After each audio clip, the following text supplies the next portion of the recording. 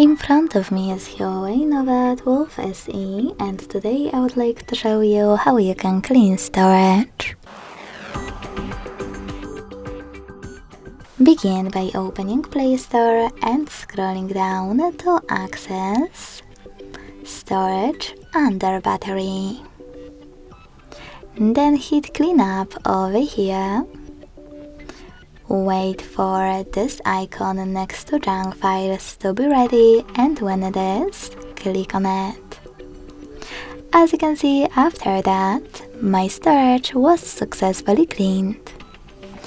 Thanks so much for watching. If you enjoyed this video, don't forget to leave a like, comment and subscribe. Bye!